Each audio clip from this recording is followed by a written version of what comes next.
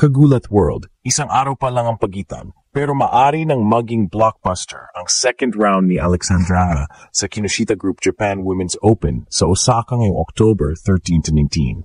Ayon sa main draw, si Alex ay makaharap muna ng isang qualifier sa unang round, pero kapag nanalo siya, doon na magsisimula ang tunay na drama ng torneo. Bakit? Dahil ang kanyang posibleng makaharap sa round 2 ay alinman kina Cristina Bucsa ng Spain o Elise Mertens ng Belgium.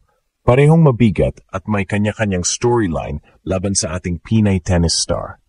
Kung si Bucsa ang makaharap ni Ella, ito ay magiging rematch ng kanilang main draw clash sa US Open kung saan napatigil ng Spanish player ang kampanya ni Alex sa straight sets. Maraming fans ang nag-abang ng pagkakataong ito, hindi lang para sa revenge match, kundi para makita kung gaano kalaki ang in-improve ni Ella sa loob ng 2 buwan mula New York hanggang Osaka.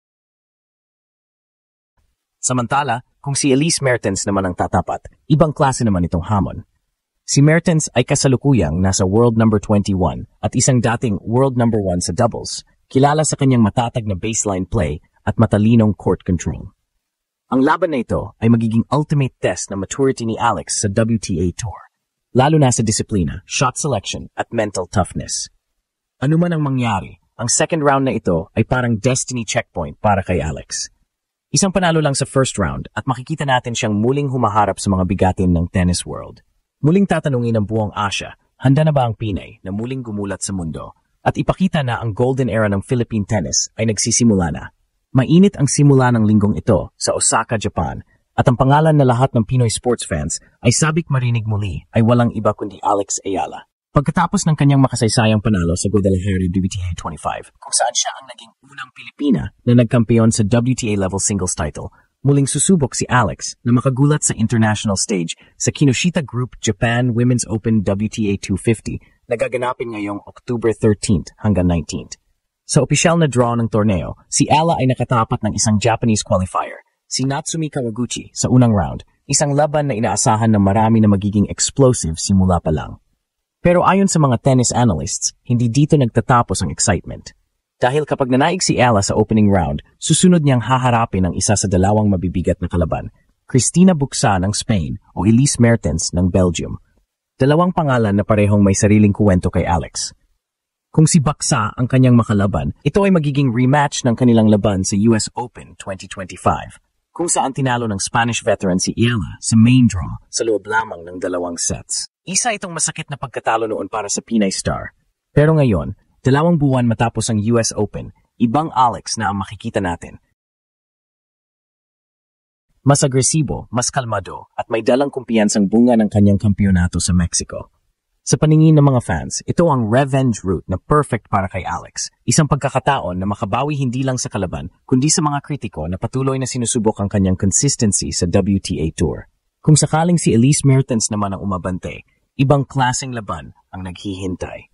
Si Mertens ay hindi basta-bastang pangalan, dating world number 1 sa doubles at ngayon ay nasa top 25 ng singles rankings. Kilala siya sa kanyang matibay na depensa at disiplinadong shot, bagay na magbibigay ng matinding hamon sa isang batang gaya ni Ella na kilala naman sa power baseline play at fearless mentality.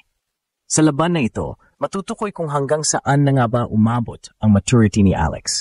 Kaya niya makipagsabayan sa technical na tennis ng mga European elites. Kaya't hindi katakataka kung bakit trending muli ang pangalan ni Alex Ayala sa sports world.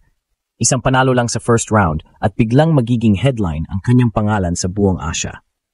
Japan versus Philippines, Bucsa revenge match o Mertens showdown, kahit alin ang mangyari, siguradong magiging blockbuster.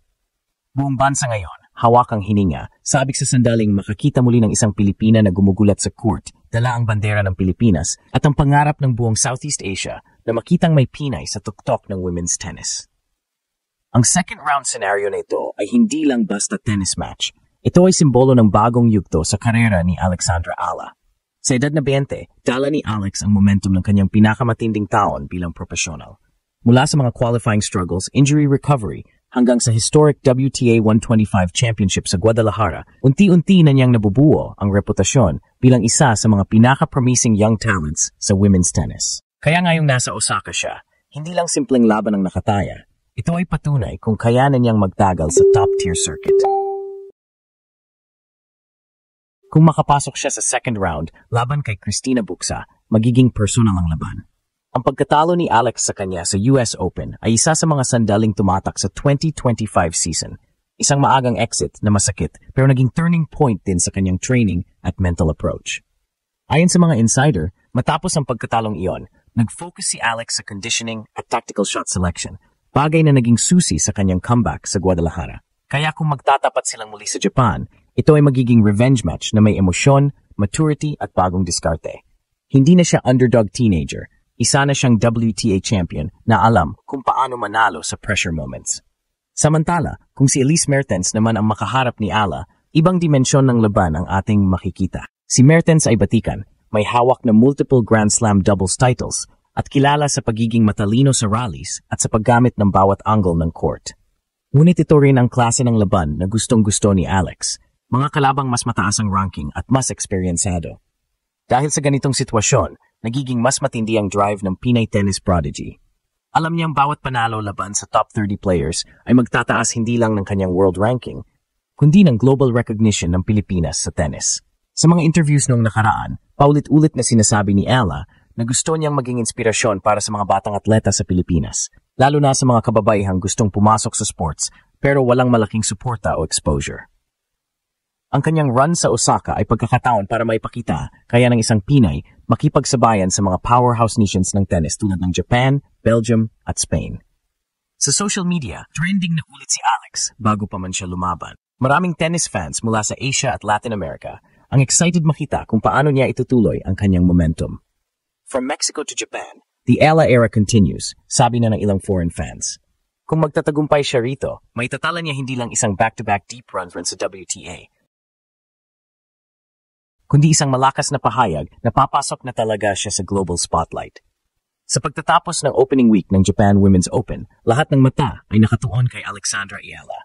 Isang panalo lang ang pagitan mula sa isa sa pinakamalaking rematch ng kanyang karera, laban kay Cristina Bucsa, ang Espanyolang minsang sumira sa kanyang US Open dream. Pero ngayon, ibang Ayala na ang haharap, mas kalmado, mas disiplinado at may dala ng titulo bilang WTA champion. Kung si Elise Mertens naman ang makaharap niya, magiging ultimate test ito ng maturity at composure, isang world number 21 laban sa bagong siglang Pinay phenom. Kahit anong resulta, malinaw na ang mensahe. Hindi na si Ala ang future ng tennis. Siya na ang present. Buong Pilipinas ay nakatutok, umaasang sa bawat palo ng raketa ni Alex. Maririnig sa buong mundo ang sigaw ng isang bansang muling ipinagmamalaki ang kanyang anak. Osaka might just witness the moment that changes everything, the rise of a true Filipina champion.